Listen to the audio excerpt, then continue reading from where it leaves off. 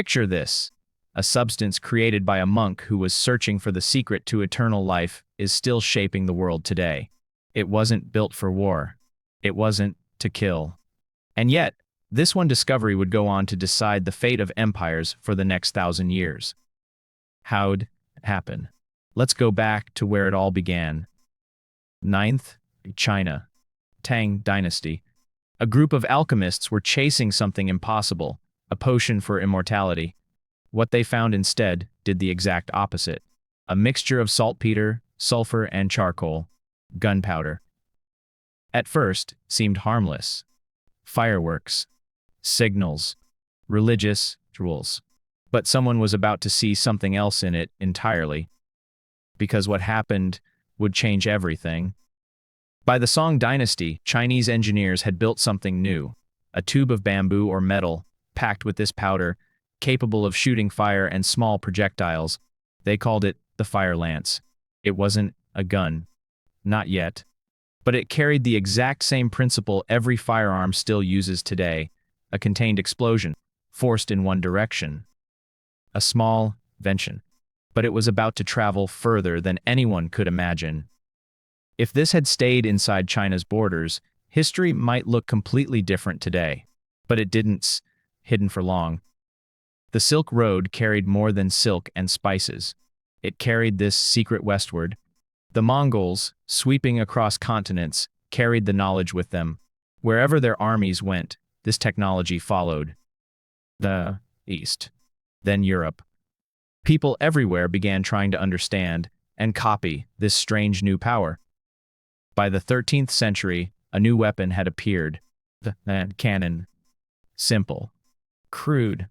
Slowed. Sometimes more dangerous to the person holding it than the enemy in front of it. But it had one thing going for it. It could tear through armor that swords and arrows never could. And that raised a dangerous question. If a crude metal tube could do this much damage, what would happen if someone perfected it? The answer came 2 centuries later. In the 15th century, something changed everything: the matchlock. A slow-burning cord that, when the trigger was pulled, touched the gunpowder and fired the weapon. Simple, but revolutionary. For 200 years, this mechanism ruled the battlefield. Muskets and arquebuses became standard across European armies. But this story wasn't only Europe's. Thousands of miles away, in the Mughal Empire, this same weapon was reshaping warfare. From Babur to Akbar, matchlock muskets became central to Mughal military strategy. Historical records suggest entire battles turned on their use. But this weapon had a secret weakness, one the enemy would eventually learn to exploit. Rain. If the cord got wet, it wouldn't fire. And reloading took so long that a soldier's most vulnerable moment was often right after he'd just fired his only shot. Everyone knew this flaw. So the question wasn't if someone would fix it, but when.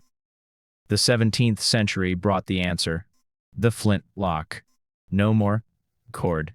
Just a piece of flint striking steel, creating a spark on demand. Faster, more reliable, weatherproof. For nearly 200 years, this became the standard, not just for soldiers, but for ordinary people too. Hunting.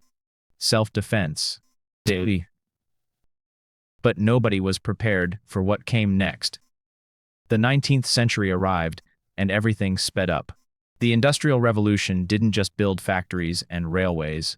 It rebuilt firearms from the ground up. More innovation happened in a few decades than in the previous 1,000 years combined. Percussion caps replaced the flintlock. Rifling, spiral grooves cut inside the barrel, made bullets far more accurate. Breech loading replaced the slow muzzle loading process. And then came the moment that changed warfare forever. Repeating mechanisms, revolvers, lever-action rifles, bolt-action rifles, weapons that could fire again and again without reloading each time. Metallic cartridges packed the bullet, powder, and primer into a single unit. A soldier who once needed 30 seconds to reload could now fire almost continuously. This wasn't just new technology. This was a completely different way of fighting a war. And even this, the end of the story. The 20th century gave firearms their modern form: automatic weapons, smoke powder, mass production on a scale never seen before.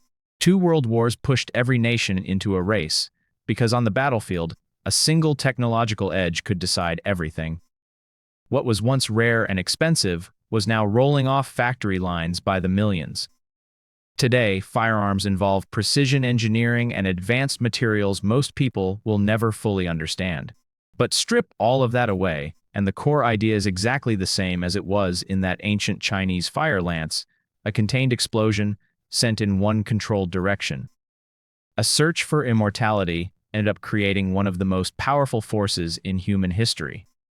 Every invention along this path didn't just change weapons, it changed the outcome of wars. It changed which empires rose and which ones fell. This was never really a story about metal and gunpowder. It's a story about human ingenuity and how far people will go in the pursuit of power.